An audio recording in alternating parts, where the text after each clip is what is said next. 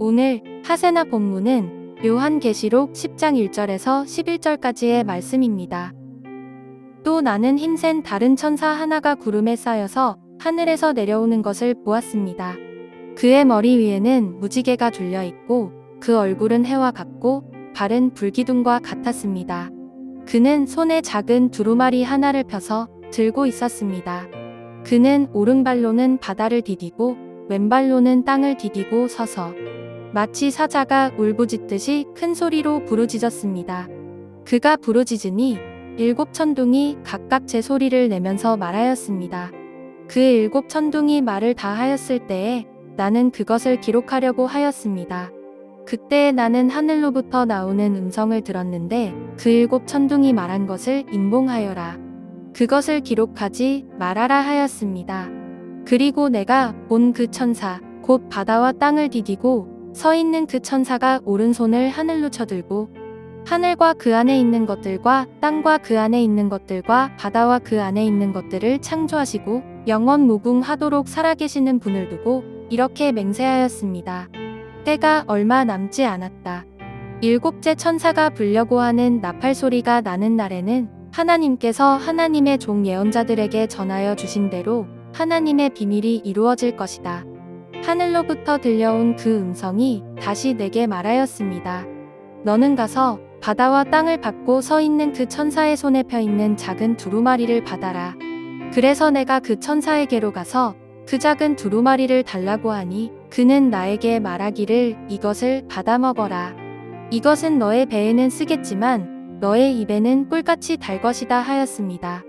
나는 그 천사의 손에서 그 작은 두루마리를 받아서 삼켰습니다. 그것이 내 입에는 꿀같이 달았으나 먹고 나니 뱃속은 쓰라렸습니다. 그때 너는 여러 백성과 민족과 언어와 왕들에 관해서 다시 예언을 하여야 한다 하는 음성이 내게 들려왔습니다. 요한계시록 10장은 요한계시록 전체 중에서도 매우 상징적이고 독특한 장면으로 구성되어 있습니다. 한 천사가 등장하고 손에 작은 두루마리를 들고 있으며 요한은 그 두루마리를 먹으라 라는 명령을 받게 되는데 이 장면은 단순히 시각적 이미지 이상으로 신학적이며 선지자적인 의미를 가득 담고 있습니다. 그래서 오늘 본문은 이렇게 시작합니다. 그 뒤에 나는 힘센 다른 천사 하나가 하늘에서 내려오는 것을 보았습니다. 여기서 주목할 표현은 힘센 다른 천사인데 많은 성도님들께서 이 천사를 9장에 이어 나타나는 7번째 천사로 생각하시기도 하지만 사실 그렇지는 않습니다. 오히려 7번째 천사는 11장 15절에서 나팔을 불며 등장하기 때문에 오늘 10장의 천사는 잠시 등장하는 또 다른 독립된 천사로 보는 것이 옳습니다.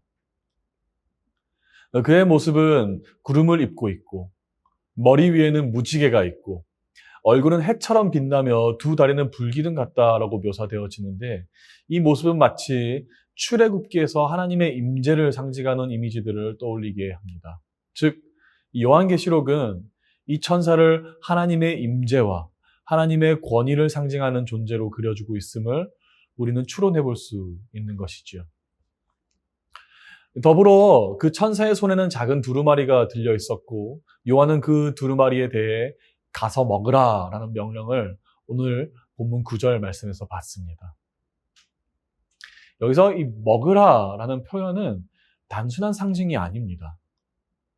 성경에서 말씀을 먹는다라는 것은 단순히 말씀을 듣고 아는 수준을 넘어 자기 삶 속에 깊이 받아들여 내면화하는 것을 의미하기 때문입니다.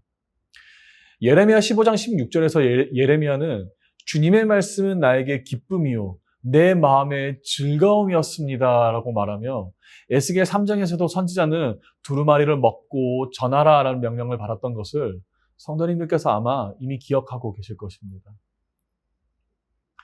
사도 요한도 이 명령에 순종하여 두루마리를 먹게 되는데 그의 경험은 이렇게 표현되고 있습니다. 요한계시록 10장 10절 말씀. 그것은 내 입에는 꿀처럼 달았지만 내가 그것을 먹었을 때에 내 배에서는 쓰게 되었습니다. 이 구절은 매우 중요한 내용을 담고 있습니다. 하나님의 말씀은 우리에게 위로와 희망이 되어 꿀처럼 달콤할 때도 있을 테지만 때로는 고통과 부담도 동반되어 우리 배에 쓸 때도 분명히 있을 것임을 말하고 있는 것이기 때문입니다. 다시 말해, 말씀을 진실하게 받아들이는 사람은 그 말씀의 심판과 경고까지도 함께 감당해야 하는 것임을 오늘 요한계시록의 본문은 우리를 가르치고 있는 것입니다. 이어지는 11절에서는 우리는 이 모든 행위의 목적을 발견하게 되는데 함께 말씀을 보시겠습니다. 11절 말씀. 그는 나에게 말하였습니다. 너는 많은 민족과 나라와 언어와 임금들에게 다시 예언하여야 한다. 말씀을 내면화한 사람은 다시 세상을 향해 그 말씀을 선포해야 하며 이 예언은 그저 한 민족이나 집단이 아닌 많은 민족, 나라, 언어, 그리고 임금들에게 마저 향한 선포를 의미하고 있는 것입니다. 사랑하는 여러분, 오늘 우리는 하나님의 말씀을 어떻게 대하고 있습니까? 그저 새로운 정보처럼 소비하고 있지는 않습니까? 우리는 하나님의 말씀을 입으로만 아니라 삶으로, 감정으로, 그리고 행동으로 먹고 삼켜야 합니다. 물론 때로는 달콤할 때도 있겠지만 때로는 쓰기도 한 그 말씀을 진정으로 받아들여야만 우리는 참된 증언자가 될 수 있음을 기억해야 합니다. 그래서 오늘도 하나님은 우리에게 말씀을 주십니다. 그리고 그 말씀을 먹고 다시 세상을 향해 예언하라라고 부르십니다. 말씀을 먹는다는 것은 예배 시간에 감동만 받는 것이 아닌 그 감동이 우리 삶 속에서 실천으로 이어지는 것을 의미합니다. 따라서 하나님의 말씀이 다시 우리 삶 속에서 살아 숨쉬고 하나님의 말씀을 다시 세상 가운데 선포되도록 부르심 받은 우리는 세상을 향해 다시 예언하는 자로 설 수 있어야 할 줄로 믿습니다. 오늘도 하나님의 말씀이 우리 안으로 깊이 들어와 우리를 흔들고 우리를 세상 속으로 보내시기를 우리 주 예수 그리스도의 이름으로 축복합니다. 오늘의 아시조는 나라를 위해서 기도하는 것입니다.